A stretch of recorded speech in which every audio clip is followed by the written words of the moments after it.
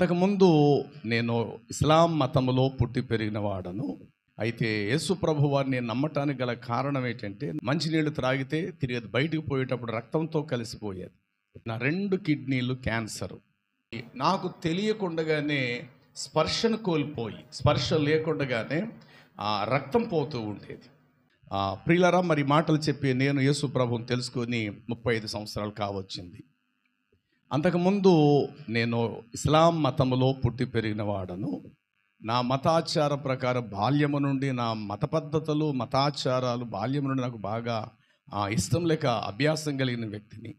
నేను పుట్టి పెరిగింది రాజమండ్రి ప్రాంతం. అయితే యేసు ప్రభు వారిని నమ్మటానికి గల కారణం ఏంటంటే, నాకు ఒక తెగులు లేకపోతే ఒక జబ్బు కలిగినది. ఏమిటదంటే, నా 2 కిడ్నీలు క్యాన్సరు. తద్వారా నీరుడులో రక్తం పోయేది. మంచినీళ్ళు త్రాగితే తిరిగి అది బయటికి పోయేటప్పుడు రక్తంతో కలిసిపోయేది. సరే, అదేదో బాడీ ఓవర్ హీట్ చేసో అని నా స్నేహితులు చెప్పడాన్ని బట్టి నేను దాన్ని అంతగా పట్టించుకోవాలా. ఈలోగా ఒక నెల 15 రోజులు దాటింది. చలవ పదార్థాలు నా వ్యక్తిగతంగా మజ్జిగ తాగటమో, చక్కెరకేళ్ళి అట్టుపళ్ళు తినడమో చలవ చేస్తుందంటే అలా కూడా పాటించా, అయినా తగ్గలేదు. సరే, ఇక నా స్నేహితులతో ఇలా చెప్పినప్పుడు వారే దగ్గరుండి నన్ను ఆ రోజుల్లో తెలిసిన ఒక మంచి డాక్టర్ని సంప్రదించటం. అయితే డాక్టర్ గారు ఇచ్చిన మెడిసిన్స్, మందులు వాడుతున్నాను. అప్పటికి ఇంకొక నెల రోజులు కావస్తూ ఉన్నది. జబ్బు అయితే తగ్గలేదు, పెరుగుతూ వచ్చింది. మనిషిని బలహీనం అవుతూ ఉన్నాను, దృఢత్వం తగ్గిపోవటము. ఈలోగా సరే, డాక్టర్ గారు మంచి మందులు ఇవ్వలేదేమో, సరే ఇంకో డాక్టర్ని సంప్రదిస్తే బాగుంటుందని అనుకున్నా. ఈలోగా నా పరిస్థితి ఏంటంటే, ప్రారంభంలో నీరుడుకు వెళ్ళేటప్పుడు ఆఖరిలో రక్తపు చుక్కలు పడేవి. ఇది ప్రథమ దశ. ప్రారంభంలో అలా జరిగేది. పూర్తిగా రక్తం నీరు కలిసి రాలేదు, కానీ తెల్లగా నీరుడు పోయినా ఆఖరిలో రక్తం చుక్కలు పడేది. ఇది ప్రారంభ దశ. సరే, రోజులు అలా గడుస్తుంటుండగా ఆ తర్వాత రక్తము నీరుడు 2 కలిసి రావటం రెండవ దశ. సరే, రెండవ డాక్టర్ గారు కూడా మరి మంచి మందులు ఇవ్వలేదా ఏంటి, ఈయన దగ్గర కూడా తగ్గలేదు. సరే, 3వ డాక్టర్ దగ్గరికి వెళ్తే బాగుంటుందేమో అన్న సమయం వచ్చేసరికి నాకు తెలియకుండగానే స్పర్శను కోల్పోయి, స్పర్శ లేకుండగానే రక్తం పోతూ ఉండేది. ఇది నా పరిస్థితి. ఇది 3వ దశ. అప్పుడు భయం కలిగింది. 3వ డాక్టర్ని సంప్రదిస్తే చెప్పిన విషయం ఏంటంటే, ఈ అబ్బాయి జబ్బు బాగా మొదలుపెట్టుకున్నాడు. ఇతని 2 కిడ్నీలు క్యాన్సరు. మరి దీనికైతే మరి ఇప్పటి వరకు మంచి మందులే వాడాడు, మరి ఎందుకు తగ్గలేదో. ఏమైనా శుభ్రంగా తింటాడేమో పెట్టేయండి, ఎవరన్నా చూస్తాడేమో, శుభ్రంగా బంధువులను చూస్తాడేమో చూపించండి, పిల్లోడైతే ఎంతకాలం బతుడు చచ్చిపోతాడు అని 3వ డాక్టర్ తేల్చి చెప్పడం జరిగింది. అప్పుడు నాకు మరణ భయం నన్ను ఆవరించింది. ఇంట్లో చిన్నవాడిని, అందరికంటే నేనే నా ముందు పోయేది. దాదాపు 90 సంవత్సరాలు అప్పుడే. అంటే మా తాతయ్య, అలాగే అమ్మమ్మ పెద్ద వయసుకి వెళ్ళేవారు, వాళ్ళు సజీవులుగానే ఉన్నారు. కానీ అందరికంటే ముందు పోయేది నేనైనా అనే ఒక మరణ భయం నన్ను ఆవరించింది. అలాంటి పరిస్థితిలో వైద్యపరంగా నేను ఏం చేసుకోవాలో అవి చేశా. 2, మత ధర్మం ప్రకారంగా ఏది చేస్తే మేలో అది కూడా నా ధర్మం, లేకపోతే నా దైవానికి నేను ప్రార్థనలో లేకపోతే నమాజు చేయటం కూడా జరుగుతూ వచ్చింది. సరే, కానీ అప్పటి వరకు నాకు యేసు ప్రభు వారి ప్రస్తావన, ఆయన గురించిన అవగాహన ఏమాత్రం నాకు తెలియదు. సరే, ఒక విధంగా నాకు తెలుసు, నా ఇస్లాం మతం ధర్మం ప్రకారంగా యేసుక్రీస్తు ప్రభువుని క్రైస్తవులు అనబడిన వారు దేవుడుగా నమ్ముతుంటారు. వారికి కూడా ఒక గ్రంథం ఉంటుంది, దాని పేరు బైబిల్ అనేది మాత్రమే ఆ రోజుల్లో నాకు తెలుసు. ఇంకా చెప్పాలి అని అంటే, నా మత ధర్మమే ఈ ప్రపంచానికి గొప్ప ధర్మము ఇస్లాం. ఈ ఇస్లాం అనేటువంటిదే అతిపెద్ద మతము, అతిపెద్ద ధర్మము. కాబట్టి ఇందులో మాత్రమే ఒకే దేవుడిని ఆరాధించే పద్ధతి ఉంటుంది. మిగతా వారైతే 100, 1000, కోట్ల దేవుళ్ళని, క్రైస్తవులైతే తండ్రి, కుమార, పరశు 3 దేవుళ్ళని. ఇక ఇస్లాంలో అయితే అల్లా సుబ్హానహు వ తఆలా అనగా దేవుడు ఒక్కడే. కాబట్టి నా మతమే గొప్ప అనేటువంటి నా మతాన్ని బట్టి నేను చాలా ఎక్కువగా ఆలోచించేస్తూ, ఆర్థికంగా నిరుపేద స్థితిలో ఉన్న మత ధర్మాన్ని బట్టి మాత్రం మేము చాలా గొప్పవాళ్ళం అనేటువంటి ఆ ఫీలింగ్ నా అంతరంగంలో ఉంటుండేది. ఆ కారణం చేత బైబిల్లో యేసుక్రీస్తుకు సంబంధించిన విషయాలు ఉన్నట్లు ఖురాన్లో కూడా ఉంటాయి కదా. కాబట్టి ఈ క్రైస్తవులు నమ్మే గ్రంథము అనగా బైబిల్ సరైనది కాదు. యేసు ప్రభువుకి నమస్కారం పెడితే, ప్రార్థిస్తే వారందరూ జహనం అనగా పాతాళానికే వెళ్ళిపోతారు. అనేటువంటిది నా బాల్యము నుండి నా మతాన్ని బట్టి నాకు తెలిసినటువంటి పూర్తి అవగాహన. ఈ కారణం చేత ప్రభు యుద్ధకు రావటానికి నాకు అవకాశాలు లేవు. నా మతంలో నేను ఉన్నాను. ఇలా ఉండగా ఉండగా ఉండగా అద్భుతంగా ఒక తల్లిగా, ఇలా ఉంటారు తల్లిగారు, వయసు పెద్దావిడి, ఆమె చెప్పిన ఒక మాట నా హృదయములో నాటబడింది. అదేమిటంటే, మా కుటుంబం చాలా లేమి గలది, అనగా ఆర్థిక స్థితి గలది. చిన్న వయసులో నాన్న చనిపోయారు, అమ్మ కూలి పనికి వెళ్ళేది, అన్నయ్య కాఫీ హోటల్లో పనిచేశాడు, కప్పులు ఎంగులాగులు తీయటం. రోజులు అలా గడుస్తూ ఉంటుండగా నేను ఇంకొక అన్నయ్య మెకానిక్ ఫీల్డ్లో పని నేర్చుకున్నాం.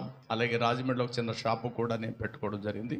నా షాప్ ఎక్కడంటే Tadithota Mahatma Gandhi wholesale cloth complex బట్టల మార్కెట్ గేటు బయటే ఉండేది. అంటే సైకిల్ షాప్ ఒకటి, మెకానిక్ షాప్ ఒకటి, 2 కాఫీ హోటల్స్, ఆ లైన్లోనే నా షాపు బయట ఉండేది. సరే, రోజులు అలా గడుస్తూ ఉన్నాయి. మా అన్నయ్య కాఫీ హోటల్లో పనిచేస్తూ చివరికి 4 చక్రాల తోపుడు బండి మీద కాఫీ, టిఫిను ఇవి అమ్మేవాడు. వాడికి కిరాణా ఎచ్చాల సామాన్లు నేను మాత్రమే తెచ్చిచ్చేవాడిని. మాకు ఒక కిరాణా షాపు దుకాణం కౌంటర్ అయింది, ఒక షాపు ఖాతా దుకాణం. చీటీ ఇచ్చేస్తే ఒక అరగంటలో సామాన్లు ఎచ్చాలు కట్టేస్తాడు, మళ్ళా వెళ్ళి తెచ్చుకోవచ్చు. సరిగ్గా రోజు ఆ చీటీ తీసుకెళ్ళి నేను ఆయనకి ఇస్తున్నాను, ఇచ్చి నేను వచ్చేయాలి. అక్కడ ఒక ఆమె మరొక ఆమెతో మాట్లాడుతుంది. ఏమని? చూడమ్మా, కష్టకాలములో యేసు ప్రభువే సహాయకుడు, ఆయనంత గొప్ప దేవుడి ప్రపంచంలో, మా శబ్దాలు చేయొద్దు, మాట్లాడద్దు, ఆయనంతటి గొప్ప దేవుడు, ఆయనంతటి గొప్ప వ్యక్తి, లేకపోతే ఆయనంత రక్షకుడు ఈ ప్రపంచంలో మరెవరూ లేరు అంటుంది. ఆ మాట వినడంతో ఎందుకు నాకు ఆవిడ చెప్పింది తప్పు, ఆవిడికి బుద్ధి చెప్పాలి అన్న భావంతో చీటీ ఇచ్చి వెళ్ళిపోవలసిన నేను ఒక్క నిమిషం ఆగాను. ఈలోగా ఆవిడ చాలా విషయాలు చెప్తుంది, విని వెళ్ళలేనట్టు నేను అలా నిలబడ్డా. షావుకారు అంటున్నాడు, కౌంట్ అయినా వెళ్ళిరా, పావుగంట అరగంటలో రా ఇల్లు అని అన్నాడు. వెళ్తాను అని చెప్పి అలాగే నిలబడ్డాను. ఈలోగా ఆవిడ మాట్లాడితే, అవునంటారమ్మా, అంతే నిజమేనంటారా, అయితే ఆ మహాత్యం ఆయనలో ఉందంటారా అని విన్న ఆవిడికి తిరిగి బదులు చెప్తూ ఉంది. ఈలోగా విన్న ఆవిడ తన కిరాణా సామాన్లు కడుతున్నాడు కౌంట్ అయినా, తన సామాన్లు పట్టుకుని వెళ్ళిపోయి. ఇక ఆవిడికి ఉపదేశం చేసిన ఆమెయు నేను మాత్రమే ఆ దుకాణం దగ్గర నిలబడ్డా. నా మనసు అనిపిస్తుంది, ఏదో ఒకలా ఈవిడితో మాట్లాడాలి, ఈవిడి నడిచే మార్గం తప్పు, ఆవిడకి యేసు ప్రభు దేవుడు అని చెప్పింది, ఈవిడ నరకానికి పోయిద్ది, ఆవిడ కూడా నరకానికే పోనిస్తుంది, ఈవిడికి ఎలాగైనా నా మత ధర్మం కోసం చెప్పాలి. అప్పుడు నా వయసు 17 సంవత్సరాల ప్రాయం. ఆ టైంలోనే నాకు ఉన్నటువంటి ఆసక్తి అలాంటిది. ఈలోగా మెల్లిగా ఆవిడని కదలేసి, అమ్మ ఇందాక మీరు ఆవిడకి ఏదో చెప్పారు కదంటే, అవును బాబు, యేసు ప్రభు వారి యొక్క మహాత్యము, ఆయన గొప్పతనం అంది. అమ్మ ఒక మాట చెప్పమంటారా, మీరు ఏమని అనుకోనంటే, అసలు మీ యేసు ప్రభు దేవుడు కాదు, అసలు మీ యేసు ప్రభు సిలువేయబడలేదు, అసలు మీ యేసు ప్రభు సిలువ మీద మరణించలేదు. ఎవరినో ఒక వ్యక్తిని సిలువేస్తే ఆ వ్యక్తి మీ యేసు ప్రభు అని మీరు భ్రమపడ్డారు. యేసు ప్రభు కూడా అందరిలాంటి మనలాంటి మానవ మాత్రుడే, అందరికీ గొప్పవాడు అల్లా అని నేను చెప్తున్నాను. ఆవిడ ఒక మాట అంది, చూడు బాబు, వయసు నాకు కొడుకు లాంటివి, నేను నీకు తల్లి లాంటి దాన్ని, నువ్వు ఏం విన్నావని నువ్వు నాతో ఇంత పెద్ద పెద్ద మాటలు మాట్లాడుతున్నావు, మొదటి నుంచి విన్నావా? చివరలేదు 4 మాటలు విన్నావు. అసలు మొదట నేను ఆవిడకి ఏం చెప్పాను నీకు తెలుసా అని ఆవిడ మాట్లాడటం. ఎందుకంటే నిజంగా ఆవిడ ఏం చెప్పిందో నాకు వెళ్దాం. నా చెవిలో పడ్డ మాటలు మాత్రం, యేసు ప్రభు మించిన దేవుడు లేడు, ఆయన గొప్పవాడు అంతే. నన్ను అదే విన్నా. అప్పుడు ఆవిడతో నేను చెప్పా, మీరు ఎలా చెప్పారు కదా, అవును, దానికి ముందు ఏం చెప్పాను మరి నువ్వు అర్థం చేసుకోవాలి కదా. నా భర్తకు క్యాన్సర్ వచ్చింది, కాకినాడ క్యాన్సర్ హాస్పిటల్ తీసుకెళ్ళాము, మా స్వగ్రామం భీమవరము, కులానికి మేము రాజులం, క్షత్రియ వంశం మాది, మాకు చెరువులు చాలా ఉన్నాయి, చేపలు రొయ్యలు చెరువులు చాలా ఉన్నాయి. అయితే మా పిల్లలు భవిష్యత్తు కొరకు వారి చదువుల నిమిత్తం ఈ ప్రాంతానికి మేము వచ్చాము. అయితే ఎలాగ యేసు ప్రభు గొప్ప దేవుడు అంటే 38 కరెంట్లు పెట్టారు, కిమోథెరపీ ఇవన్నీ ఇచ్చేశారు నా భర్తకి. అయితే డాక్టర్ గారు చెప్పారమ్మా, రేపు మీ వాళ్ళని రమ్మనండి, తీసుకెళ్ళిపోండి ఈయన్ని, ఎందుకంటే చివరి చూపు ఎవరిని చూస్తాడు ఈయన ఎంతో కాలం బతుకుడు, చచ్చిపోతాడు, తీసుకెళ్ళిపోండి, రేపు ఉదయానికే మూటముడు సర్దుకొని మీరు వెళ్ళిపోవాలి అని డాక్టర్ గారు ముందు రోజు సాయంత్రం చెప్పారు. ఇక ఉదయం అయిన తర్వాత, అప్పట్లో సెల్ ఫోన్లు కూడా లేవు, ఆ హాస్పిటల్లో ఫోన్ చేస్తే ఆ భీమవరం నుండి కారు ట్యాక్సీ వస్తుంది, ఇంకా ఆ కారులో సాపలు తలగళ్ళు ఇంకేమైతుందో అన్నీ వేసుకుని పోవాలి. సరే, ఉదయం ఇంకా ఆల్రెడీ చెప్పేసింది, తెల్లవారుజాము మేము బయలుదేరి వస్తామని అవతల చెప్పేశారట. అయితే సరిగ్గా 5:30 కావాల్సింది, 3:30, 4కి డాక్టర్ గారు ఈ మాట చెప్పారు. 5:30 సాయంత్రం కావాల్సింది. అదే సమయానికి అదే హాస్పిటల్లో ఒక పాస్టర్ గారు ఒక పేషెంట్ని పరామర్శించటానికి ఆయన వచ్చి ఒక మంచం దగ్గర వారికి దేవుని మాటలు చెప్తూ తెలుసున్న వ్యక్తే ఆ పాస్టర్ గారికి. ప్రార్థన చేస్తుంటుండగా ఇవి మనసులో ఆలోచన పుట్టి ఆయన దగ్గరికి వెళ్ళి నా భర్త కోసం ప్రార్థన చేయమంటే బాగుంటుంది కదా అన్న ప్రేరేపణ కలిగి ఆ మంచం దగ్గరికి వెళ్ళి, అయ్యా మా భర్త కోసం మీరు ప్రార్థన చేస్తారా, మీరు పాస్టర్ గారు కదా, నా భర్త కోసం ప్రార్థన చేస్తారు, వస్తానమ్మా ఒక్క 5 నిమిషాలు ఇక్కడ ప్రార్థన చేసి వస్తాను అని చెప్పి ఆయన వెళ్ళటం, బైబిల్ తెరుచుకుని మాటలు చెప్పి కొత్త నిబంధన ఒక పుస్తకం వారికి ఇచ్చి మొత్తం మీద ప్రార్థన చేసి ప్రభువుని నమ్ముకుంటామని చెప్పి వెళ్ళిపోవటం జరిగింది. ఇంకా తెల్లారిన తర్వాత కారు ఎలాగా వస్తుంది, వీళ్ళు వెళ్ళిపోవాలి. తెల్లవారుజామున 5:30, 6 గంటలు ఇంకా కారు రాలేదు. ఈలోగా డాక్టర్ గారు రౌండ్స్కి రావటం జరిగింది.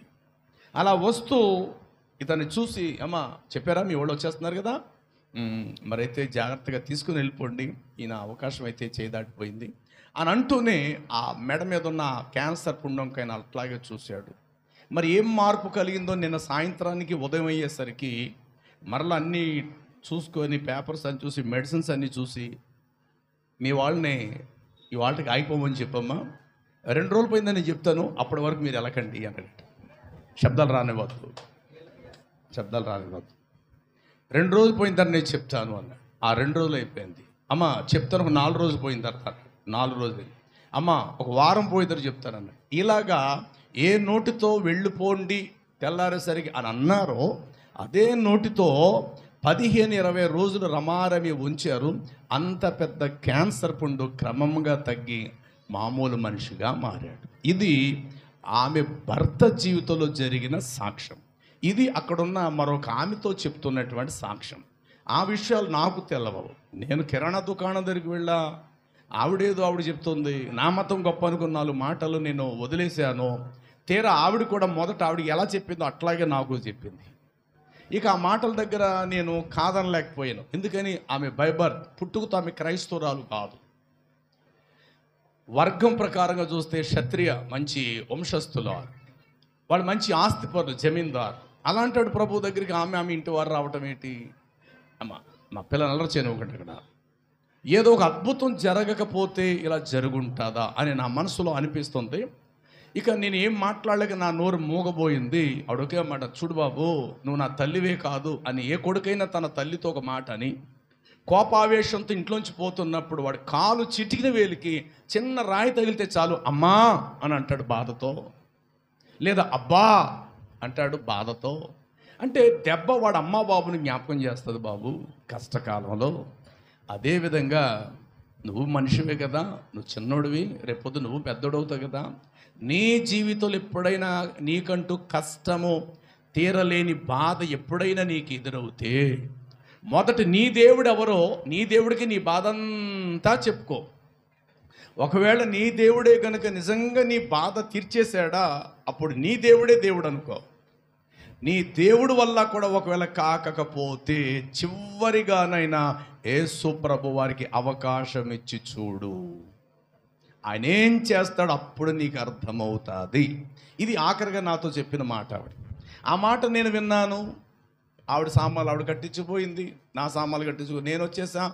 సామాన్లు ఏమో షాప్ దగ్గర అక్కడ ఇచ్చేసాను, బండి దగ్గర. నేను నా మెకానిక్ ఫీల్డ్ దగ్గర నేను వచ్చేసాను, మర్చిపోయినప్పుడే. ఈ మాట నా చెవిలో పడ్డ 7 నెలల తర్వాత సంభవించింది నాకు ఈ జబ్బు. వచ్చిన తర్వాత 4 నెలల 15 రోజులు ఈ మెడిసిన్ డాక్టర్లు 3 డాక్టర్లను మార్చటం కూడా జరుగుతూ వచ్చింది. క్లోజ్, అంతటితో అయిపోయింది. నా చివరి దశలోకి వెళ్ళిపోయా. డాక్టర్ గారు కూడా చెప్పారు అదే మాట, అబ్బాయి జబ్బు బాగా మొదలు పెట్టుకున్నాడు, వీడు ఎంతో కాలం బతికినీడు, ఇంటికి తీసుకెళ్ళిపోండి. ఇచ్చిన మందులు అయితే మంచి మందులు ఇచ్చారు నాకు ముందున్న 2 డాక్టర్లు కూడా. నేను అలాంటి మెడిసినే రాస్తాను, ఇంకెంతకు మించి వైద్యం ఏమీ లేదు, జబ్బు అయితే బాగా ముదిరిపోయింది, సూపర్ తింటడం పెట్టేయండి, తీసుకెళ్ళిపోండి అన్నాడు. అప్పుడు నాకు అనిపించింది ఆవిడ చెప్పిన మాటలు ఆ టైంలో నా మధ్యలో జ్ఞాపకం వచ్చాయి. అప్పుడు నేను మంచి చలికాలం, అది డిసెంబర్ మాసం, అది అందరి ఇంట్లోనే పడుకున్నాం. నేను, నా 2 అన్నయ్యలు, ఆ 2 అక్కయ్యలు, నాకు 4 అక్కయ్యలు, 2 అక్కయ్యలు, అమ్మ, మొత్తం అందరూ ఇంట్లోనే పడుకున్నాం. అయితే రాత్రి 10:30 ఇంచు 9 దాటిన తర్వాత 10 లోపు నిద్ర పట్టడం జరిగింది. తెల్లారితే ఇక నా పరిస్థితి ఎలా ఉంటుందో నాకు తెలియదు నిజం చెప్పాలంటే. అలాంటి పరిస్థితుల్లో నిన్నాను. సరిగ్గా 10 నిమిషాలు తక్కువ అర్ధరాత్రి 2 గంటల ప్రాయములో ప్రభు యొక్క కృప నేను పొందుకున్నాను. ఎట్లాగంటే ఆ తల్లి చెప్పిన మాట, నీ దేవుడికి నీ బాధ అంతా చెప్పుకో, నీ దేవుడు నీ బాధ తీరిస్తే నీ దేవుడే దేవుడు అనుకో, ఏ కారణము చేతైనా నీ దేవుడి వల్ల సాధ్యము కాకపోతే యేసు ప్రభు వారి మీద నీ భారం వేయి, ఆయన ఏం చేస్తాడు నీకే తెలుస్తుంది అని చెప్పి ఆవిడ సామాన్లు కట్టించుకుని ఆవిడ వెళ్ళిపోయింది. ఆ మాట, ఆ సందర్భం, అక్కడ పరిస్థితి, ఆమె కట్టుకున్న చీర, ఆమె చేతిలో ఉన్న సంచి, ఇవన్నీ నా మదిలో తిరుగుతున్నాయి. ఆవిడ ఇలా చెప్పింది కదా, ఇలా చెప్పింది కదా, ఇలా చెప్పింది కదా, ఇలా చెప్పింది కదా అని. ఆ రోజు నేను పడుకునేటప్పుడు 10:10:30కి నా మనసులో అనుకున్నాను, యేసు ప్రభువా, మీ క్రైస్తవులు ఆవిడ నాతో ఇలా చెప్పింది, తన భర్త క్యాన్సర్ నుండి బాగుపరిచేవని. నీ బాధ ఏమైనా ఉంటే నీ దేవుడితో చెప్పుకో, ఒకవేళ తీరకపోతే యేసు ప్రభువుకు నువ్వు అప్పగించు, ఆయన ఎలా చేస్తాడో నీవే చూస్తావు అని కూడా నాకు చెప్పింది. నిజంగా ఆవిడ చెప్పింది నిజానికి నిజమైతే గనుక, ఆమె భర్తను బాగు చేసింది అనేది వాస్తవం, నిజంగా అవాస్తవం కాకది నిజమే గనుక అయితే నన్ను కూడా నువ్వు బాగు చేస్తే నేను నిన్ను నమ్ముకుంటాను అని ఎక్కడో ఒక నీటి బిందు, చిన్న ఆశ నా మనసులో పుట్టింది. అలాగే నిద్రపోయా 10:30 టైంకి. సరిగ్గా 10 నిమిషాలు తక్కువ 2 అర్ధరాత్రి వేళ నేను పండుకున్న నా ఇంటి గదిలో, అలా అది కళని చెప్పాలా లేక అది మెలకుగా ఉండి చూస్తున్న దృశ్యం అని చెప్పాలో నాకు తెలియదు. కానీ ఫ్యాన్ అట్లా స్లోగా పెట్టుకున్నాం, చలికాలము, ఆ బేరింగ్ శబ్దం వినబడుతుంది, 0 వాట్ బల్బు వెలుగుతుంది. 10 నిమిషాలు తక్కువ 2 మీద అప్పట్లో గంట గడియారాలు ఉండేవి. ఆ గడియారం 10 నిమిషాలు తక్కువ 2 మీద ముళ్ళు నడుస్తూ ఉన్నది. గోడలో నుండి రక్తం కారుతున్న 2 హస్తాలు వచ్చి నన్ను ముట్టడం జరిగింది. ఇది నా జీవితంలో జరిగిన కార్యం. ఒక మాట ముమ్మారు నా చెవిని వినబడింది, నా మనసు నాకు భయపడకు అంతే. అలా చూస్తూ ఉన్నాను. అన్నయ్య గురక పెట్టి నిద్రపోతున్నాడు, అది నా చెవికి వినబడుతుంది. ఫ్యాన్ గర్మని శబ్దంతో తిరుగుతుంది, అది నేను చూస్తున్నాను, నా చెవి వినబడుతుంది. 10 నిమిషాలు తక్కువ 2 మీద ఆ ముళ్ళు నడుస్తుంది, అది నాకు కనబడుతుంది. రక్తం కారుతూ వచ్చిన హస్తాలు నన్ను ముట్టి వెళ్ళటం కూడా జరిగింది. ఆ మాట ముమ్మారు నా చెవిని వినబడింది. అలాగే నేను గమనిస్తున్నా, నాకేదో అయ్యిందని. ఈలోగా సరిగ్గా 2 అయింది, 2 గంటలు గడియారం కొట్టింది. నా ఒళ్ళంతా చెమటలు పట్టాయి. మంచి చలికాలు దుప్పటి కప్పుకున్న నాకు చెమటలు పట్టాయి. మనసు అనిపిస్తుంది, ఇప్పుడు బయటకు వెళ్ళి అవుటుకు పోసుకొని చూసుకో, ప్రభు నువ్వు అడిగావు కనుక ఆయన నిన్ను బాగు చేసింది. వెంటనే మొత్తం మీద నేను బయటికి రావటం జరిగింది. లైట్ వేసుకొని ఆ మూత్ర విసర్జనకు నేను వెళ్ళినప్పుడు ఉన్న పాటున ప్రభు ఎప్పుడైతే నన్ను ముట్టారో అప్పటి నుండి నాకు నీరుడు తెల్లగా రావటం మొదలైంది. బహుశా ఎవరు కూడా నీళ్లు త్రాగుండరేమో. ఉదయం అయ్యే వరకు నన్ను నేను పరిశోధన చేసుకుంటున్నాను. మరుసటి రోజు కూడా సాయంత్రం అయ్యే వరకు నన్ను నేను అంచనా వేసుకుంటున్నాను. త్రాగటం పోయటం, ఏమో డౌటు, ఏమో ఇంకా వస్తుందేమో, ఇంకా అది నన్ను వెంటాడుతుందేమో. ఇలా ఎన్నిసార్లు నేను త్రాగినా నీరుడు పోసుకున్నా ఆ క్షణం ముట్టిన మరుక్షణము నుండి నేను బాగుపడ్డాను. ఇది నా జీవితంలో ప్రభు చేసిన తొలిటి కార్యం. ఆ రీతిగా ప్రభు నా మనసులో నేను చోటివ్వటం, ఒక నీటి బిందువులా ఆయన నా మధ్యలోకి రావటం, అది ప్రచండమైనటువంటి పెను తుఫానుగా నా అంతరంగములో ఆయన దానిని పుట్టించటం. రోజులు అలా గడుస్తున్నాయి. ఆయన మీద నాకు ఒకలాంటి మమకారం, ఒకలాంటి అభిమానం, ఒకలాంటి ఆప్యత. ఇంకా ఏదో ఆయనలో ఉంది, అదేదో నేను తెలుసుకోవాలి. ఇంకా ఆయనలో ఏదో ఉంది, ఇంకా ఏదో ఉంది, అది నేను తెలుసుకోవాలి. ఇలాంటి ఆశ నా అంతరంగంలో పుట్టటం ఆ రీతిగా ప్రభువుకు మరింత నేను చేరుకయ్యా, అనగా బాగా దగ్గరయ్యాను. అలాగలాగా ప్రభువులో నేను అంచులంచులుగా వెదుగుతూ ఆ బట్టల షాపులో చందన బ్రదర్స్లో పనిచేసే ఒక సహోదరుడు, తన పేరు భాష, ఇప్పుడు కూడా సజీవుడిగానే ఉన్నాడు. అతడు నేను యేసు ప్రభు మనస్సులో చోటిచ్చిన సంగతి తెలిసి చాలాసార్లు, అరే తుమే జహనం చెయ్యతారే బేటా అనేవాడు. అరే నువ్వు నరకని పోతావురా, మన ఇస్లాం ధర్మాన్ని వదిలేసి నువ్వు అందులో పోతున్నారంటే ఇద్దరు ఒరే అనుకునేవాడు. ప్రస్తుతం అతడు అజాయిచే మస్జిద్లో గురువుగా మారాడు. ఈరోజు నేను పాస్టర్గా అయ్యాను. సరే, వాడు చాలాసార్లు దుకాణం అయిపోయిన తర్వాత నా మెకానిక్ షాపు, బట్టల షాప్ అయిపోయిన తర్వాత వాడిది, ఇద్దరు ఒకే ఏరియాలో ఉండేవాళ్ళం, జాంపేట మస్జిద్ సెంటర్. సరే, ఆ రీతిగా వెళ్ళేటప్పుడు నేను చెప్తుంటే వాడు నన్ను తృణీకరించేవాడు. సరే, రోజులు గడుస్తుండగా వాడే ఒక దినాన్న బట్టల షాపులో ప్రార్థన చేయడానికి ఒక పాస్టర్ గారు వచ్చేవారు, రాజమండ్రి పేపర్ మిల్ దగ్గర నుండి, లలితా నగర్ అని చెప్పి. అతనికి ఎలాగ ఈ మన సహోదరుడు ఆ భాష అన్నవాడు పరిచయం అయ్యాడు. కానీ ఏమంటే మా పిచ్చోడు ఒకడు ఉన్నాడండి బాబు, మా ముస్లిం సహోదరుడు మీ దాంట్లోకి వచ్చేస్తాడాడు, బయటే మెకానిక్ షాప్ వాడిది, కాడు తెగ యేసుప్రభుడి తెగ ప్రాణవాడికి అని చెప్పి వాడే తీసుకొచ్చి నాకు ఈ పాస్టర్ గారిని పరిచయం చేశారు. అప్పటికి నాకు ప్రభువునంటే నేను విశ్వసించాను, స్వస్థత అయితే పరిచారు. కానీ నాకున్న బలహీనతలు ఏమిటంటే రోజు 16-17 బాబారత్నాకి వెళ్ళి తినేవాడు. నాకు అలవాటైపోయింది ఆ షాపుల దగ్గర పనిచేస్తూ. అలాగే విపరీతమైన టీలు తాగటం, అలాగే సిగరెట్లు కాదు, అది చిన్న వయసులోనే మెకానిక్ ఫీల్డ్లో ఉంటూ అలాంటి పరిస్థితికి వెళ్ళిపోయి. సరిగ్గా ఆయన తీసుకొచ్చి, అరే మక్బుల్, సో ఆయరే కొనికాయ దగ్గరే ఎవరు వచ్చారు చూడరా అన్నారు. ఆ నోట్లో కిళ్ళి ఉన్నది, నేను పాస్టర్ గారు అయితే అనుకోలేదు, సంచయితే ఉంది కానీ నేను ఇలా ఉంటాను సంగతి నాకు తెలదు. మీ పాస్టర్ గారు రా అన్నాడు. వెంటనే పక్కకి వెళ్ళి నోరు కడిగేసుకొని కూర్చోబెట్టా.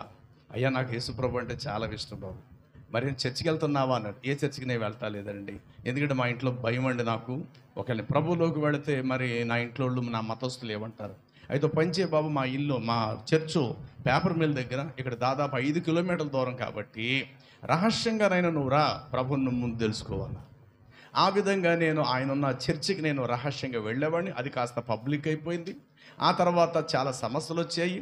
నా దుకాణం షాపులో బైబిల్ సంబంధించిన ఒక వాక్యం నేను పెట్టుకున్న, ఆకాశం ముందు నీవు తప్ప నాకెవరున్నారు, నీవు నాకుండగా లోకంలో ఉన్నది ఏది నాకు అక్కర్లేదని 73వ కీర్తన 24 వచనములు ఉన్న మాట అప్పట్లో పెన్సిల్తో డ్రాయింగ్ వేయించుకొని దానిని పెట్టుకుని ప్రార్థన చేసుకునేవాడిని. అయితే అదే టైంలో బట్టల షాపులో పనిచేసేవారి వాళ్ళ బట్టల దుకాణంలో ఉన్నవారి బళ్ళు బాగు చేసేవాడిని. మసీద్కి సంబంధించిన నా తాలూకా వాళ్ళు బళ్ళు వస్తాయి, అవి కూడా రిపేర్ చేసేవాడిని. అలాగే ఒక దినాన నా మసీద్ సంబంధించిన ఒక ఆయన వచ్చి బండి రిపేర్, అప్పట్లో టీవీఎస్ 50 అనమాట, అది బండి రిపేర్ చేస్తున్నాను. ఎందుకు ఆయన వెనక్కి తిరిగిలా చూసరికి ఒక క్యాండిల్ కొవ్వొత్తి వెలిగించి నేను ప్రార్థన చేసుకుని పని ప్రారంభించేవాడు. వెంటనే మక్బుల్ భాయ్ బాతే ఓ అందర్ హైసో క్యా బేటా అన్నాడు. ఆ లోపల ఉందటి, ఓ అమారా ఖురాన్ మీకు ఆయత్ ఓ క్యా అన్నాడు. అది ఖురాన్లో ఉన్న మాట అన్నాడు. నై భాయ్ ఓ తో ఇంజిల్ కా బైబిల్ మే హైసో బాత్ అన్నాడు. ఓ బైబిల్ में तो क्रिश्चियनी का हाँ भाई అన్నాను. वो क्या भाई वो रख लेके तुम्हें नमाज गाते हैं ना, तुम्हारे भाई नमाज पढ़ते हैं ना, तुम्हें वो उसमें मिल गया क्या అన్నాడు. నువ్వు అందులో కలిసిపోయావా అన్నాడు. లేదు భాయ్, నాకు దేవుడు చాలా మంచి పని చేశారు, అందుకని తుమ్మే షాదీ నహోయేనా కొందైతే తుమ్మే భాయ్ అన్నాడు. నీ పెళ్లి కాలేదు కదా, నీకు ఎవరిస్తారు పిల్లల్ని, మీ అన్నయ్య పరిస్థితి ఏంటి? ఇలాగ మాట్లాడుతూ చివరికి ఒక మాట అన్నాడు, నువ్వు క్రైస్తవ మతంలోకి వెళ్ళావనంటే పంది మాంసం తిన్నవాడితో సువర్గ గోష్ కాతే క్యాజితుమే అన్నాడు. అంటే పంది మాంసం తిన్నవాడు సమానం అన్నాడు. నాకు ఒక్కసారి మనసులో బాధ కలిగింది. బ్రదర్, నీ బండి నేను రిపేర్ చేయను, మరి సామాను మూట కట్టి ఇచ్చేండ్ర తీసుకెళ్ళిపోతాడు ఈయన. అలాగే నేను రిపేర్ చేయాల, తోసుకుంటూ వెళ్ళిపోయాడు ఆయన. వెళ్ళిపోయిన ఆయన మస్జిద్లో సమస్యలు లేవనెత్తాడు. పలానా భాష చిన్న తమ్ముడు, మా భాష అంటే మా అన్నయ్య రాజమండ్రిలో ఈరోజు కూడా బిర్యానీ బడా భాష, మా తాతగారి పేరు ఇస్మాయిల్, ఈస్ట్ గోదావరి, వెస్ట్ గోదావరి, ఇటు విశాఖ చాలా ప్రాంతాలకు మా తాతగారు అప్పట్లో ఆయన హయాంలో, అంటే ఒక 50 సంవత్సరాల క్రితం మాట చెప్తున్నాను, పలావు తినాలి అని అంటే ఇస్మాయిల్ గారి చేతి వంట తినాలి అనేవారు. అప్పట్లో అలాంటి కార్యక్రమాలు మా తాత చేసేవాడు, అంటే భోజనాలు, ముస్లిమ్స్ బిర్యానీ ఆనవాయితీ. ఆ తర్వాత అలాగా మా మేనమామకు వచ్చింది, ఆనవాయితీ మా అన్నయ్యకి కూడా వచ్చింది. కాఫీ హోటల్ మానేసి ఇక బిర్యానీ మాస్టర్గా ఉండిపోయాడు. ఈరోజు కూడా మా అన్నయ్య రాజమండ్రి మస్జిద్ సెంటర్కి వచ్చి ఇక్కడ బిర్యానీ బడా భాష అనంటే తీసుకొచ్చి చక్కగా ఇంటికి చూపిస్తారన్నమాట. అన్నయ్య చేతి కింద చాలామంది బిర్యానీ మాస్టర్లు తయారయ్యారు. ఈ కారణం చేత అన్నయ్యకి మస్జిద్లో పేరు ఉన్నది. వాడు వెళ్ళి ఇలా చెప్పి, పలానా బిర్యానీ భాషాగా బేటా భాషాగా భయ్యా చోటా ఉనో యా క్రిస్టియన్ में मिल गया, క్రిస్టియానిటీలో కలిసిపోయాడు. ఒకరోజు అన్నయ్య నా పేరు మస్జిద్లో నమాజ్ శుక్రవారం అయిపోయిన తర్వాత, ఎరా మీ తమ్ముడు ఇలాగా అందులో పోయాడట, ఏం ఇంట్లో పెద్దోడు నువ్వు చెప్పాలి కదా అన్నారు. ఇలాగ వాడొచ్చి నా తల్లి మీద కేకలేయటం, అన్నయ్య నువ్వు అనవసరంగా వదిలేసావా, ఏడు పట్టించుకుంటూ ఎక్కడెక్కడో తిరుగుతున్నాడు, అందులోకి వెళ్ళిపోయాడట, అది ఇదని. ఇలా సమస్యలు రోజు రోజుగా పెరుగుతూ వచ్చాయి. చివరికి నా పరిస్థితి ఇంట్లోంచి నేను బయటకు పోవాలి, ఇంట్లో ఉండకూడదు అనే పరిస్థితి కూడా నాకు ఎదురయ్యింది. ఎందుకంటే ప్రభువులోకి వచ్చిన తర్వాత అలాంటి ఇరుకు కలిగినటువంటి ప్రతికూల పరిస్థితులు చాలా ఎదురెళ్ళాయి. చివరికి మా అన్నయ్య అన్నాడు, ఈడు కనుక ఇంకొకసారి చర్చికి వెళితే నేను రైలు కింద బుర్ర పెట్టి చచ్చిపోతాను అన్నాడు. ఎందుకంటే మా ఇల్లు రైలు పట్టాలకి చాలా దగ్గరలో, రైలు అన్నపూర్ణంపేట, ఆ రైలు పట్టాలకి రైలు గేటు దగ్గరలో అనమాట. నేను పట్టాల కింద పడి చచ్చిపోతాను. అప్పుడు నా తల్లి అన్నది, వరే నువ్వు కాదరా, నీకంటే ముందు నేనే చచ్చిపోతాను రా, ఇంకొకసారి కనుక వీడు కనుక వెళ్తా కనుక వీడిని క్షమించేదే లేదని చెప్పి నా చేతే ఒట్టేయించింది. ఏమని, నా కుడి చెయ్యి తన తల మీద పెట్టుకొని, ఇంకొకసారి నీకేదో మేలు జరిగితే జరిగింది, మాంసం తిని ఎవడు దుమ్ములు మెడలో కట్టుకోడు, అయ్యింది ఏదో అయిపోయింది, వదిలే, ఇంట్లో తాత మామ ఉన్నారు, రేపు పొద్దున చచ్చిపోతే కబరస్థానం ఎవరు ఇస్తారు మనకి, పెళ్ళిళ్ళు ఎవరు చేస్తారు, కాబట్టి వెళ్ళింది వెళ్ళావు, ఇక వెళ్ళటానికి వీలు, నువ్వు వెళ్ళేవా నీ చచ్చినంత ఒట్టు అని నా తల్లి నా చేత ప్రమాణం చేయించుకోవటం చాలా జరిగాయి. చెప్పడానికి చాలా సమయం పడుతుంది కానీ చాలా జరిగాయి. అద్భుతం ఏంటంటే నా తల్లి నా చేతుల మీద చివరికి బాప్తిజం పొందింది. నా తల్లి బాప్తిజం పొందింది. అలాగే ఒక అన్నయ్య భార్య, పెద్దన్నయ్య భార్య, పిల్లలు, నా మేనగోడలు, అక్కలు, బావగలు, ఇలాగ నా చేతుల మీద వాళ్ళందరూ కూడా యేసుక్రీస్తు ప్రభువుని అంగీకరించారు. ఇప్పుడు నేను చెప్పగలను, నేనును నా ఇంటి వారమును ప్రభువుని మేము కలిగి ఉన్నాం. ప్రియులారా, శ్రమలు అలాగే వచ్చాయి, దానికి తగ్గ ప్రభులో ఆదరణ కూడా అట్లాగే నేను పొందుకున్నాను. ప్రతికూల పరిస్థితులు వచ్చాయి, వాటిని దేవుడు అనుకూలంగా కూడా దేవుడు మారుస్తూ వచ్చాడు. ఏ విధము చేతనైనానో ప్రభువులో మరి కాస్త ఆత్మీయంగా మెట్లు ఎక్కడానికి కూడా అవి నాకెంతో దోహదపడ్డాయి, నాకు కారణమయ్యావి. అవన్నీ కూడా చాలామంది శ్రమలు రాకూడదని, శ్రమలకు దూరంగా బ్రతకాలని చాలామంది ఆశపడతారు. శ్రమల వలన దేవుడు నీకు దైవిక పాండిత్యం నేర్పిస్తాడు, అనుభవమును కూడా దేవుడు నేర్పిస్తాడు. ఆ శ్రమల గుండా నువ్వు వెళ్ళినప్పుడే ఆకలి బాధ ఏంటో తెలిసిన వారికే అన్నం యొక్క విలువ కూడా తెలుస్తుంది. అది లేనంత వరకు కంచాలకు కూడా అలాగే వదిలేస్తారు. దాని విలువ తెలిసినప్పుడు కింద పడిన మెతుకును కూడా తీసుకొని తింటారు. ఇది వాస్తవం. అలాగే ప్రతి దానిలో కూడా దేవుడు ఒక పాఠాన్ని, ఒక అనుభవాలను దేవుడు నేర్పిస్తాడు. ఇర్మియా గ్రంథము 16వ అధ్యాయం చివరి వచనములు అంటాడు, నా నామం యెహోవా అని ఈసారి నా ప్రజలు తెలుసుకున్నట్లు ఈసారి నేను వారికి నేను అనుభవము కలుగజేతును అంటాడు. ఈ మాట 16 చివరిలో ఉంటుంది. కాబట్టి ఆ విధముగా దేవుడు మనకు అనుభవంతో కూడిన పాఠాలు ఇవన్నీ కూడా ప్రభువు నేర్పిస్తాడు. ఆ తర్వాత నేను వెళ్ళిన చర్చిలోనే నాకు క్రైస్తవ వివాహం నేను చేసుకోవటం జరిగినది. దేవుడు నాకు 2 బిడ్డలు ఇచ్చాడు. 2 కూడా MBA అయిపోయింది, దేవుని పరిచర్యలో ఉంటూ ఉన్నారు. ఈ రీతిగా మరి నేనును నా ఇంటి వారును ప్రభువైన యేసుక్రీస్తు వారిని స్వరక్షకునిగా మేము కలిగి ఉన్నాం. ఆ తర్వాత చాలా ప్రతికూల పరిస్థితులు వచ్చేసాయి. తర్వాత యాసిడ్ దాడి ఒకసారి జరిగినది. తర్వాత నన్ను జైల్లో పెట్టారు. జైల్లో నాకు విష ప్రయోగం 3 నెంబర్ లాకప్లో నన్ను పెట్టారు. 200 పైబడి ముస్లింలు కర్నూల్, బళ్ళారి చౌరస్తా అంటారు, మీటింగ్ ముగించుకొని వస్తున్నప్పుడు 2010 సెప్టెంబర్ 16వ తారీఖు రాత్రి 11:30 సమయానికి నా మీద దాడి చేయటం జరిగినది. తద్వారా నన్ను జైల్లో పెట్టారు. ఇది నా ప్రాణరక్షణ కొరకు. ఎందుకంటే అప్పుడు 9 సెంటర్లో నా విషయంలో స్కెచ్ గీశారు. అప్పటికి సభలలో విస్తారంగా వాడబడుతున్న రోజులు అవి. అక్కడ మంత్రాలయము, తర్వాత ఏమో నందికొట్టుకూరు, నంద్యాల, ఆత్మకూరు, ద్వారణాల, ఇలాగా కర్నూలు నుండి రిటర్న్ నేను వచ్చేటప్పుడు అటు వనపర్తి, జోగులాంబ, గద్వాలు, ఆ రూట్ హైదరాబాద్కి వెళ్ళే దారిలో అక్కడ స్కెచ్ గీశారు. ఎలాగైతే ఇతన్ని ఇవాళ చంపాలని చెప్పి. అలాంటిది నేను కర్నూలు సిటీలోనే బళ్ళారి చౌరస్తాలోనే పట్టబడిపోయా. నేను వస్తున్న కారు స్కార్పియో మొత్తం మీద సెంటర్లోకి వచ్చిన తర్వాత పెట్రోల్ పోసేశారు. ఒకడు టాప్ పైకి వెళ్ళి గుణపంతో గుచ్చితే డ్రైవర్ పక్క సీట్లో నేను కూర్చున్నాను. నేను సఫారీ డ్రెస్ ఫుల్ హ్యాండ్స్ వేసుకున్నాను ఆ రోజు. అప్పటికే వాక్యం చెప్పి చెమట పడితే ఇక 2 బత్తాలు ఇలా తీసి ఆ యొక్క లెఫ్ట్లో నేను ఆ యొక్క అద్దం మీద లాగా డోర్ మీద చేసుకొని 2 బత్తాలు అలాగా ఆలోచించుకుంటూ సభకు చాలామంది వచ్చారు. మహిమార్థంగా అని అనుకుంటూ వెళ్తున్నా ఇలాగ రోడ్డు మీద కాసేశారు. నేను అన్న, తమ్ముడా ఏంటి జనాభా అక్కడ అంతమంది ఉన్నారంటే వెనకాల చూసి అన్నా వీళ్ళంతా కూడా ముస్లిమ్స్ అన్నా ఏదో ప్లాన్ చేస్తున్నారేమో అని అంటున్నారు. ఆ వాహనం అలా నడుస్తూనే ఉన్నది. కరెక్ట్గా వాళ్ళ దగ్గరికి వెళ్ళేసరికి మొత్తం మీద రౌండ్ వేసేసారు. తెల్లారితే విఘ్నేశ్వరుడు నిమజ్ఞం సెప్టెంబర్, మీరు చూసుకోండి, 2010 సెప్టెంబర్ 17వ తారీఖున విఘ్నేశ్వరుడు నిమజ్ఞం. నాకు జరిగింది 16వ తారీఖు రాత్రి. 14, 15, 16 3 దినాలు సభలు. ఈ 16వ తారీఖు జరిగింది నా పరిస్థితి. తెల్లారితే విఘ్నేశ్వరుడు నిమగ్నం. ఈ కారణం చేత పోలీసు బందోబస్తీ, మత కలహాలు రేగుతాయని చెప్పి, తెల్లారితే గొడవలు వస్తాయని చెప్పి పాత బస్తీ, భాగ్యనగరు, హైదరాబాద్ ఎట్లాగైతే హిందూ ముస్లింలు కొట్లాడుకునే పరిస్థితులు ఎదురవుతాయో, నెక్స్ట్ ఆంధ్రాలో అప్పట్లో 2 నగరాలు కూడా 2 రాష్ట్రాలు కూడా మనకు ఆంధ్రప్రదేశ్లోనే ఉమ్మడిగా ఉండేది.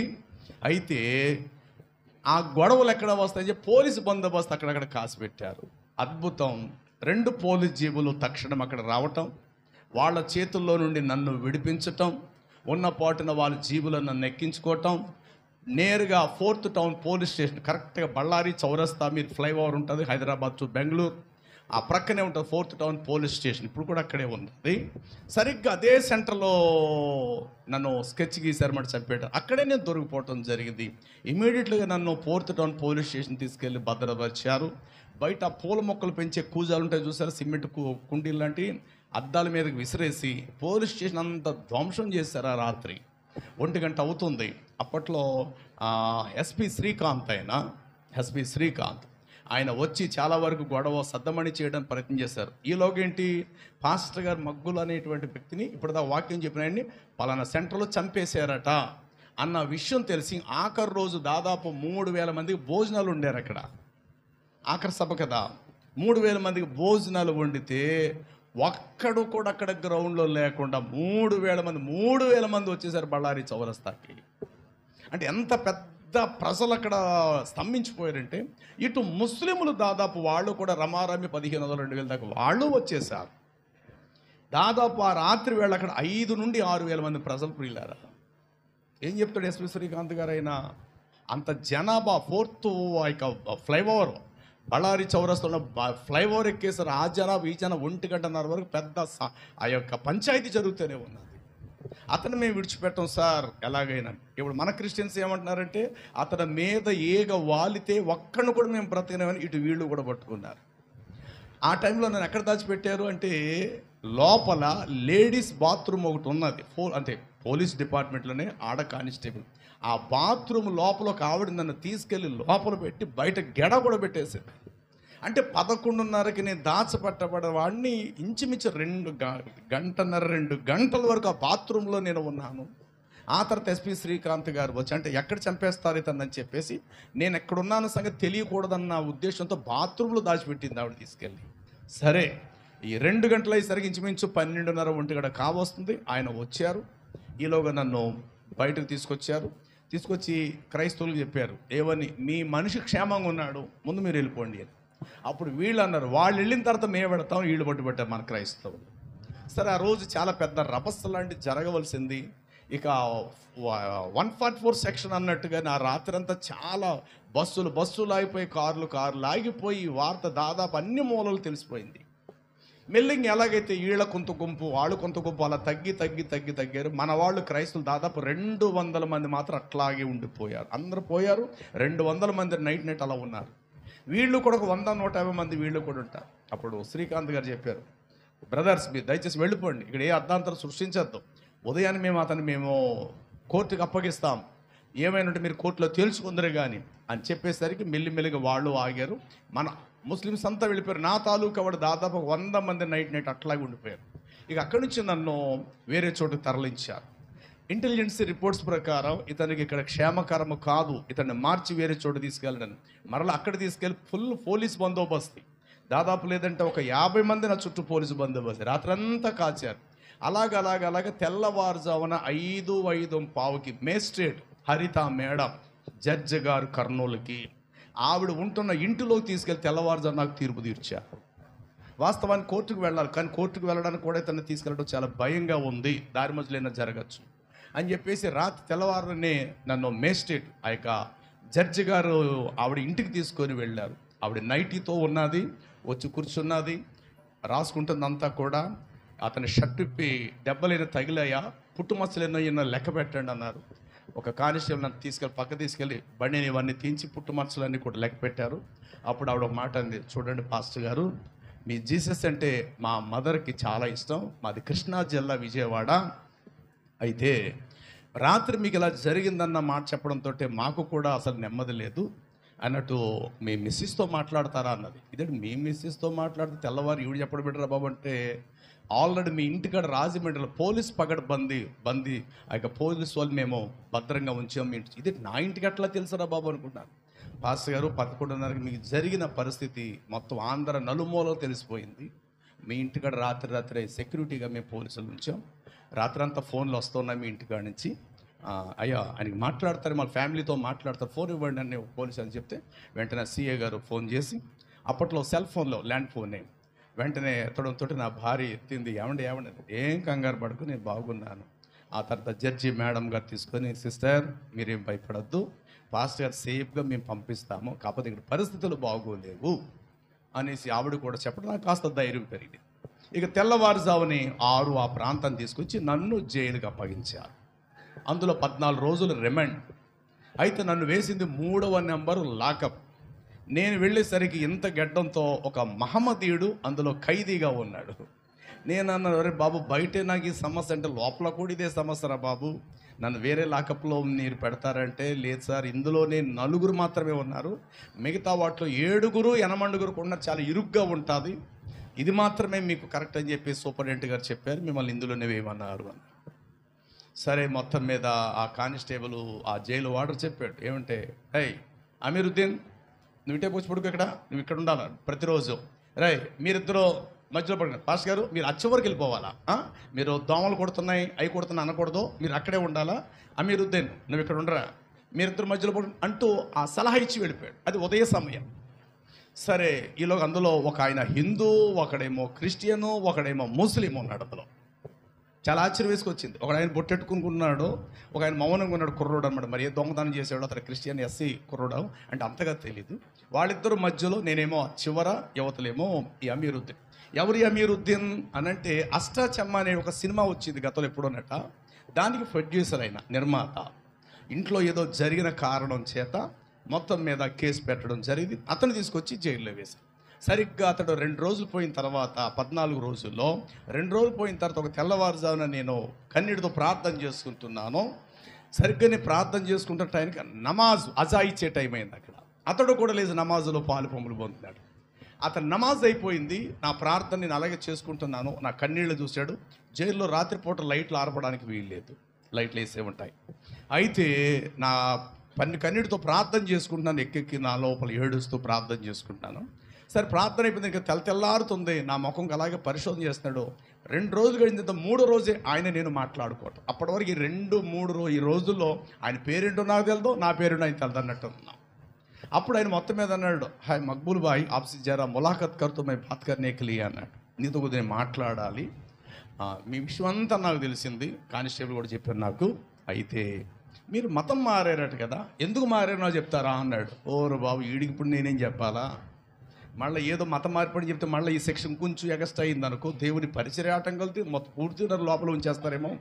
బ్రదర్ కైకాయి సుభా ఎందుకు వచ్చింది, సైలెంట్గా ఉండండి అని. ఓనే భాయ్ మై కిసే నై బోల్తాం బోలో, ఎందుకు వచ్చావు నువ్వు అన్నాడు.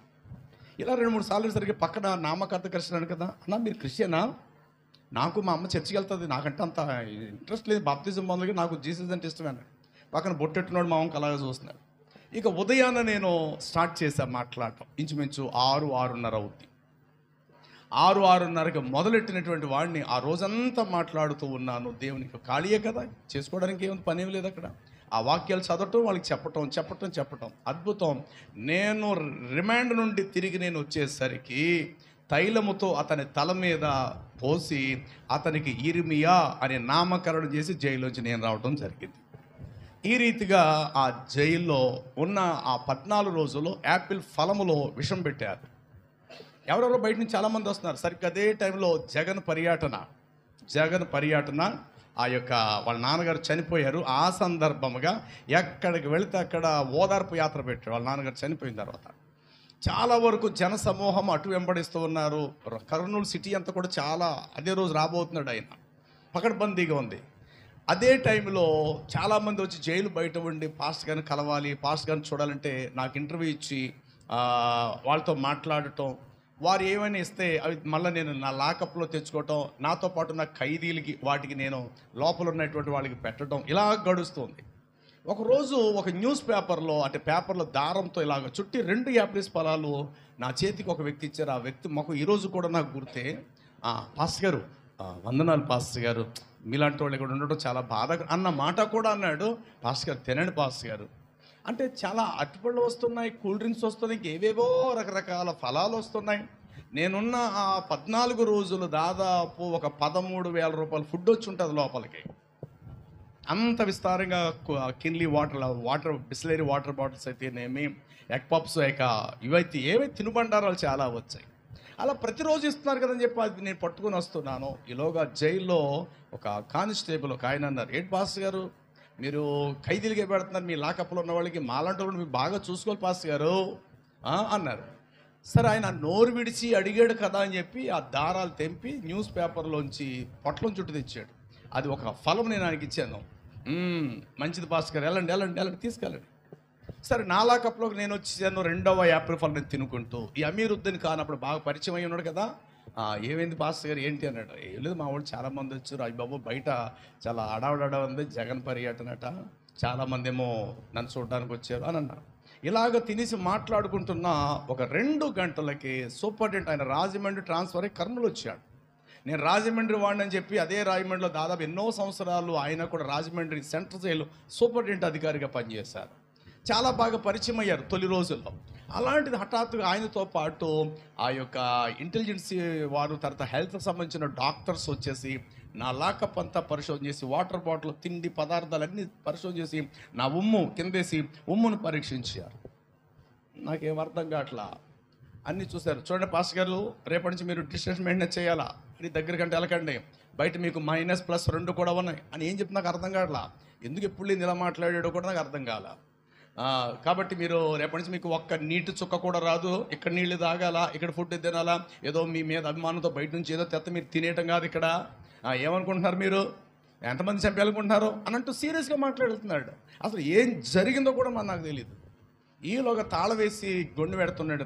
తాళం వేస్తున్న ఆ కానిస్టేబుల్ని అమీరుద్దీన్ ఖాన్ అడిగారు, ఏంటి సార్ ఏంటి వాళ్ళు అంత ఆవేశంతో ఉన్నారు, ఎప్పుడు లేనంత కోపం ఏంటి, ఏం జరిగిందండి. ఇగో ఈయన బయటికి వెళ్ళాలని రాత్రి రాసలేదేమో, ఇంతకీ జీవితకాలం అంతా జైల్లో ఉంటాడేమో అంటున్నాడు ఆడు కూడా. అసలు ఏం జరిగింది, విషయం ఏంటి అని వెళ్ళిపోతున్నాడు. మరలా అడిగితే ఈయన ఒక యాప్లెస్గా ఇచ్చాడట మా వాడికి, రక్తం కక్కుంటున్నాడు, హైదరాబాద్ తీసుకెళ్ళిపోయారు అన్నాడు.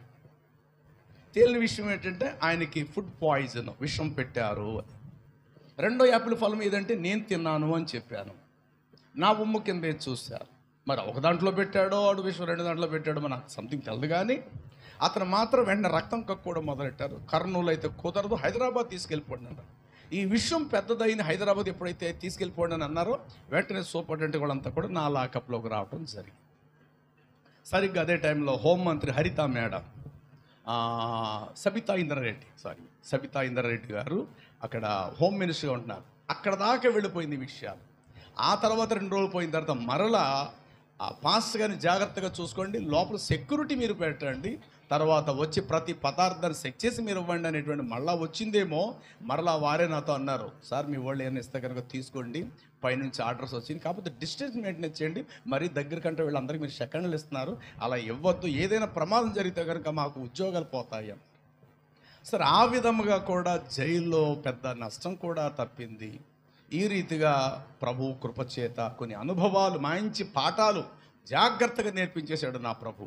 అలా నేర్చుకున్నాను, నేర్పించాడు. ఆ తర్వాత అక్కడ 6 సంవత్సరాలు నేను కోర్టుకు తిరిగి ప్రతి సందర్భంలో కోర్టు దగ్గరికి పాస్టర్లు వచ్చేవారు. వచ్చి నాకు పడిన డేట్ ప్రకారంగా వారు తారీఖులు తీసుకొని సభలు పెట్టుకునేవారు.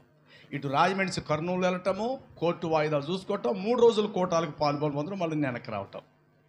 ఇలాగా ప్రతి చోట మీటింగ్ జరగటంలో కరెక్ట్గా వెళ్ళి పోలీస్ స్టేషన్లోకి వెళ్ళి ఇలాగ ఆయన చేత మీటింగ్లు పెడతామని చెప్పడం, పోలీసు బందోబస్తు రావటం, వాడి దగ్గరుండి సభలు జరిగించటం, అద్భుతం. ఈ విధంగా నేను వెళ్ళిన 6 సంవత్సరాలు ఈ యొక్క కోర్టు వాయిదాల ప్రకారంగా 4 జిల్లాలు, అనంతపూర్ డిస్టిక్, అలాగే కడప, చిత్తూరు, కర్నూలు, ఈ 4ని రాయలసీమ అంటారు. ఈ 4 ప్రాంతాలలో కూడా విస్తారమైన సువార్త ఆ యొక్క 6 సంవత్సరాలు కోర్టు తిరిగే వాయిదాల్లో ఎన్నో సంఘాలకు వెళ్ళి ఎన్నో సభలలో పాలుపంపులు పొందడం జరిగింది. ఆ తర్వాత నాకు అనిపించింది, ఎస్, ఇలాగూ దేవుడు చేసి అనేక ప్రాంతాలకు దేవుడు నన్ను పరిచయము చేసి, ఇది ఒక విధంగా నా అందుకు మంచిది. ఈ విధంగా ప్రారంభంలో నాకు దుఃఖం కలిగిన, బాధ కలిగిన, తర్వాత నాకు కలిగిన పరిస్థితి ఏంటంటే, మేలాయను ప్రభు శ్రమ నొందుట మేలాయను అన్నట్టుగా అలాంటి పునాది మీద దేవుడు తెచ్చాడు. సరే, అక్కడ నేను విడుదల పొందాను. కోర్టు కేసు కొట్టేశారు. ఒక్క నెలలో మళ్ళీ రాజమండ్రిలో మళ్ళీ కేసు వేసేసారు. మళ్ళీ రాజమండ్రిలోనే నేను అలా ఉండేది రాజమండ్రిలో కాబట్టి మళ్ళీ 3 సంవత్సరాలు రాజమండ్రి నేను తిరగటం కూడా జరిగింది. ప్రియులారా, రాజమండ్రిలో కూడా కేసు కొట్టేశారు. అయితే నాతో పాటు ఉన్న పెద్ద పెద్దలు నాకు సలహా ఇచ్చింది ఏంటంటే, ముందు అర్జెంటుగా మీ పేరు మార్చేసుకోండి పాస్టర్ గారు, మీరు బ్రతకాలి, పిల్లలు చిన్నోళ్ళు, ఎక్కడేం జరుగుతుందో. వాళ్ళకి ఆవేశం ఏంటంటే, 1 మీ పేరు, 2 మీ గడ్డం వాళ్ళకి అడ్డం అన్నారు. అప్పట్లో నాకు కూడా ఇంత ఉండేది గడ్డం, ఎంత ఉండేది గడ్డము. ఇది నా పేరును బట్టి, ఆ వాల్ పోస్ట్లో వేసే వాటిని బట్టి మీరు చూసిన చిన్నదే, ఇంత ఉండేది నాకు అప్పట్లో గడ్డం. ఇది నాకు ఆసక్తిని పెంచుకున్నాను. అయితే మీరు గడ్డం కూడా అంత ఉండకూడదు, బాగా కత్తిరించేసేయండి, ఎందుకంటే మీరు కొంతకాలం బ్రతకాల, మీ మనసులో దేవుడు పెట్టిన వాక్యాలు ప్రజలకు అందాలి కాబట్టి మీరు ఏదో ఇలా ఉండటానికి ఇష్టపడద్దు, మామూలుగా మీరు ఉంటే మంచిదని ఆ లాయర్స్ నాకు చెప్పారు, పోలీస్ డిపార్ట్మెంట్ అధికారులు చెప్పారు, పెద్ద పెద్ద సేవకులు చెప్పారు. అలాగ నన్ను నేను కుదించుకుంటూ, నన్ను నేను తగ్గించుకుంటూ అట్లా రావటం జరిగింది. ప్రియులారా, ఈరోజు కూడా పరిస్థితులు ఇంకా నా వెంటాడుతూనే ఉన్నాయి. అయినా దేవుని కృప, నేను ఎంతవరకు ఆయన పని చేయాలని ప్రభు సంకల్పించారో, తన భక్తులను తన పని నిమిత్తం తన భక్తుల ప్రాణాన్ని కాపాడుతాడు, ఇది వాస్తవం. తన పని పూర్తయిన తర్వాత స్వయంగా దేవుడే వారి మరణానికి కూడా అప్పగిస్తాడు. కానీ ఆ మరణానికి అప్పగించే గడియ వచ్చే వరకు తన పనిని మాత్రం సంపూర్తిగా నెరవేర్చుకుంటాడు దేవుడు. కాబట్టి ఏదో రోజు మన ప్రాణం పోయేదే. కాకపోతే బ్రతికిన కొద్ది కాలంలో నిజ దేవుని చేతుల్లో మనం ఉండటం, ఆ దేవుని చేతుల్లో మనం ఉంటూ దేవుని గూర్చి అనేకులకు ప్రకటన చేయటము దేవుడు మనందరికి ఇచ్చే ఒక వరము, ఒక భాగ్యం. కాబట్టి శ్రమ దినమున నువ్వు కృంగిని ఎడల నీవు చేతకాని వాడవు అని రాయబడింది. అందరూ తమ సొంత కార్యములు వెతుకుచున్నారు కానీ క్రీస్తు యేసు యొక్క కార్యములు ఎవరు లక్ష్య పెట్టుకున్నారు అంటాడు. తర్వాత మరి క్రీస్తునందు విశ్వాసం ఉంచటం మాత్రమే గాక ఆయన పక్షమున శ్రమపడుటయు ఆయన పక్షముగా మీకు అనుగ్రహించబడినని కూడా ఫిలిప్పీ పత్రిక 1వ అధ్యాయం 30వ వచనంలో రాయబడింది. ఈ విధముగా నేను ప్రభువుని అంచులంచులుగా తెలుసుకున్నాను. దాని తగ్గ శ్రమలు వచ్చాయి. ఆ తర్వాత మరి ప్రభువులో ఈ రోజు వరకు, ఆ రోజు నుండి ఈ రోజు వరకు నేను నా ప్రభు పాదాలు విడవలా, నా ప్రభువు నా చెయ్యి విడిచిపెట్టలేదు. దేవునికి స్తోత్రం.